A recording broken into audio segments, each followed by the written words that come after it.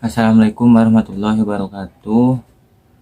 Perkenalkan, nama saya Sani Ramadan dari kelas Manajemen 21E. Kali ini saya akan menjelaskan tentang pelaporan segmen evaluasi pusat investasi dan transfer pricing. Yang pertama ada pendahuluan. Pada bab ini akan dibahas apa yang dimaksud dengan pelaporan segmen evaluasi pusat investasi dan transfer pricing pada sebuah perusahaan, yang dimana dengan adanya perusahaan tentang pelaporan segmen ini, manajer dapat mengetahui bagaimana kinerja pada segmen-segmen yang ada di perusahaan. Begitu pula adanya evaluasi pusat investasi, diharapkan manajer akan mendapatkan data yang diperlukan untuk pusat investasi. Transfer pricing juga sering digunakan apabila perusahaan mempunyai beberapa cabang, dengan demikian bisa memindahkan produknya ke tempat-tempat yang paling menguntungkan atau memperoleh pendapatan yang optimal. Peran segmen terkait dengan adanya keuangan segmen, perusahaan biasanya menjalankan bisnisnya dari berbagai macam produk atau jasa yang dapat beroperasi di berbagai wilayah geografis dengan mencari keuntungan, peluang pertumbuhan bisnis, prospek kerja, promosi pemasaran, dan melaksanakan manajemen risiko. Bagian laporan keuangan segmen berasal dari aset segmen, pendapatan segmen, beban segmen, dan kewajiban segmen secara berkaitan dan teralokasi dari bagian unsur tersebut untuk dilakukan secara konsisten. Dan laporan keuangan segmen juga itu bertujuan untuk menyediakan informasi bagi para pembisnis yang digunakan laporan keuangan mengenai kontribusi laba, skala relatif, tren pertumbuhan dari berbagai industri dan wilayah geografis yang memungkinkan para pemakai laporan keuangan dapat terjadi sebagai berikut. Yang pertama, laporan keuangan segmen dapat menilai risiko dari imbalan perusahaan secara lebih baik. Yang kedua adalah adanya laporan keuangan segmen membuat pertimbangan yang lebih baik terhadap perusahaan yang secara keseluruhan. Yang ketiga, adanya laporan keuangan segmen berbagai panduan dalam memahami kinerja masa lalu perusahaan secara lebih baik. Dan definisi pelaporan keuangan segmen perusahaan itu terbagi menjadi tiga. Yang pertama, segmen perusahaan merupakan komponen suatu entitas yang kegiatannya mewakili usaha utama maupun kelompok pelanggan. Yang kedua, segmen geografis merupakan suatu komponen perusahaan yang bisa dibedakan dan memiliki usaha di suatu beberapa bagian atau sekelompok negara tertentu dalam suatu wilayah geografis. Yang ketiga, segmen industri merupakan komponen perusahaan yang harus dibedakan dan menghasilkan suatu produk atau jasa yang berbeda. Dan yang ketiga ada dasar pelaporan keuangan segmen. Yang terjadi dasar pembagian bagaimana pelaporan tersebut termasuk dalam pelaporan keuangan segmen, yaitu dengan berikut. Yang pertama, adanya penjualan kepada pelanggan yang tidak mempunyai hubungan istimewa. Yang kedua, adanya laba operasi merupakan suatu hal yang sangat penting, sehingga laba operasi atau rugi operasi 10% ke atas disajikan secara terpisah. Dan yang terakhir, adanya unsur penggunaan aktiva merupakan hal yang penting bagi perusahaan, sehingga aktiva segmen dapat berpengaruh berjumlah 10% ke atas dari jumlah aktiva entitas yang dilaporkan secara terpisah. Dan berikutnya ada aktiva dan kewajiban pelaporan keuangan segmen.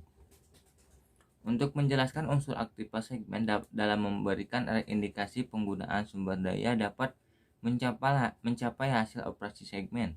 Ketika aktiva segmen merupakan semua aktivitas berwujud dan tak berwujud yang dapat diidentifikasi pada suatu segmen tertentu.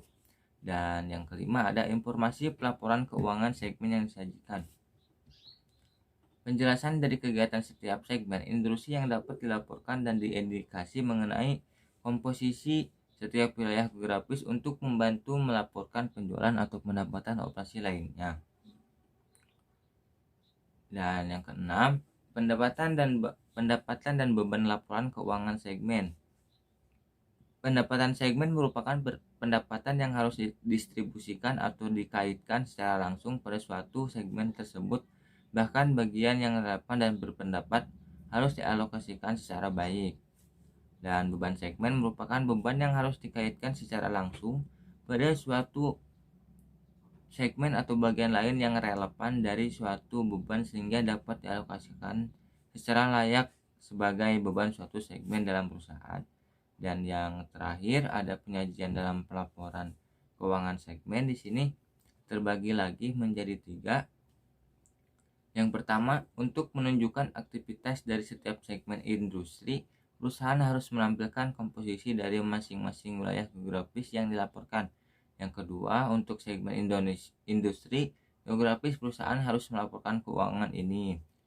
Yang ketiga, menyajikan rekonsiliasi antara informasi segmen-segmen individual. Perusahaan harus memberikan perusahaan keseluruhan dalam laporan keuangan. Dan selanjutnya ada evaluasi pusat investasi. Akuntansi bertanggung jawab adalah suatu sistem yang mengukur hasil dari masing-masing pusat. Pertanggungjawaban berdasarkan informasi yang diperlukan manajer untuk menjalankan divisinya. Dan jenis-jenis akuntansi pertanggungjawaban itu terbagi yang keempat. Yang pertama ada pusat biaya atau cost center. Yang kedua ada pusat pendapatan, revenue center. Dan yang ketiga ada pusat laba, profit center. Dan yang terakhir ada pusat investasi atau investment center. Pusat biaya atau cost center adalah pusat pertanggungjawaban yang kinerja keuangan diukur dengan beban. Pusat beban tidak memiliki tanggung jawab untuk memperoleh pendapatan. Dan yang kedua ada pusat beban kebijakan, adalah pusat beban yang sebagian besar hubungan antara input dan output tidak dapat ditentukan. Sebagai contoh adalah unit organisasi pemadam kebakaran. Siapapun tidak dapat memastikan bahwa 2 jam kerja para petugas pemadam kebakaran dapat memadamkan kobaran api yang mengamuk di seluruh lokasi perusahaan. Dan yang ketiga, pusat pendapatan adalah pusat pertanggungjawaban yang kinerja keuangannya diukur dengan pendapatan. Pusat pendapatan yang bertanggung jawab atas timbulnya pendapatan baik dari penjualan barang, dagangan maupun dari jasa. Dan yang terakhir ada pusat laba. Perusahaan yang dipimpin puncaknya sering disebut dengan CEO atau Chief Executive Officer.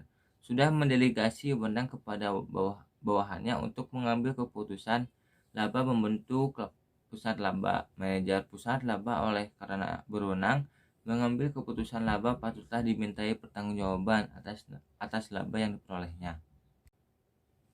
Transfer pricing.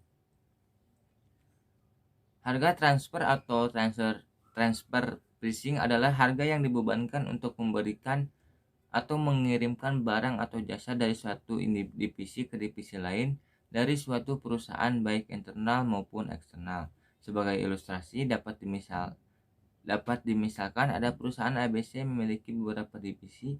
Semisal ada divisi A sebagai divisi suku cadang motor, dari divisi B adalah divisi motor. Kemudian timbul adanya jual beli antara kedua divisi tersebut. Divisi A menjual suku cadang kepada divisi B dengan menggunakan harga transfer. Selain itu, divisi B juga dapat mengambil suku cadang dari perusahaan luar atau eksternal dengan membayar sejumlah harga transfer juga. Karena itu ada kemungkinan keputusan yang harus dibuat. Yang pertama, keputusan dalam pemilihan sumber. Yang kedua ada keputusan penetapan atau penentuan harga transfer. Dan tujuan penempatan harga transfer, yang pertama dapat memperoleh informasi harga yang relevan, memudahkan pengelolaan harga dan menghindari persaingan harga, dapat membantu mengatur cost flow anak atau cabang perusahaan, meminimalkan beban pengenaan pajak, bea masuk dan biaya pengiriman. Yang kelima, memotivasi manajer dalam mencapai tujuan. Dan metode penentuan harga transfer ada 4. Yang pertama, metode market price. Metode penentuan harga transfer terbagi menjadi 4. Yang pertama ada metode market price atau harga pasar.